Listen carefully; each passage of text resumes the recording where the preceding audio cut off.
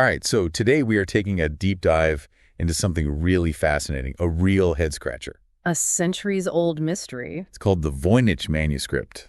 Ever heard of it? Oh, yeah. It's a tough one. I mean, we are talking about a book. Well, manuscript, technically. Right, right. But it's full of this weird writing that no one can understand. It's like a message from another world, but we just can't crack the code. And it's not just the writing.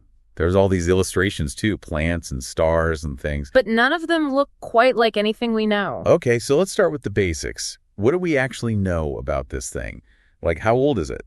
Well, thanks to carbon dating, we know it's from the 1400s. So it's definitely old.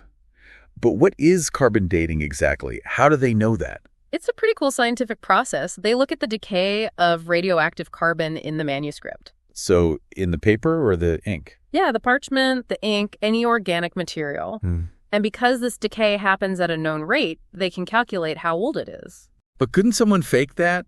Use, like, really old paper to make it seem older. It's possible, but incredibly difficult. How so? They'd need materials from the 1400s with the exact same environmental history. This is a massive challenge for a forger. Huh, all right. So it's old and probably not a fake.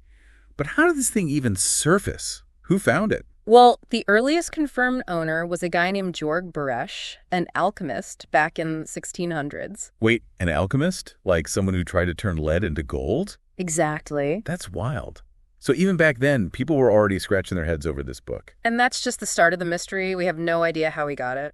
Like, was it in his family for generations? Did he buy it from a shadowy figure in a dark alley? We just don't know. It's a total blank before Beresch. And then fast forward a few centuries, and it ends up with this book dealer, Wilfred Voynich. Right, in 1912. And he, of course, becomes obsessed with it. I bet.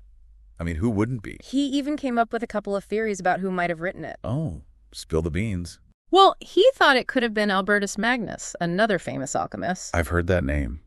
Wasn't he, like, a big deal back then? Huge.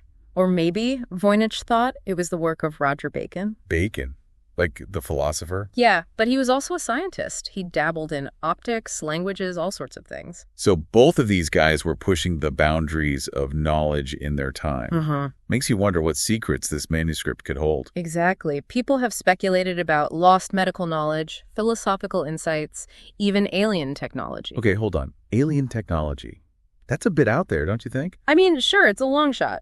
But until we decipher the text, anything is possible. True, true. Speaking of deciphering, have there been any serious attempts to crack the code? Tons. Some of the best cryptographers in the world have taken a stab at it. Yeah. No dice. Some think it's a real language, just one that's been lost to time. Okay, so what about the illustrations? Those have to give us some clues, right? Yeah. Well, they're incredibly detailed. Some show plants, but not like any plants we recognize. Others look like astronomical charts or anatomical diagrams. So it's like a textbook from another world, potentially with a whole different system of knowledge. Maybe they had different constellations, different species of plants, even a different understanding of the human body. Mind-blowing. So where do we go from here?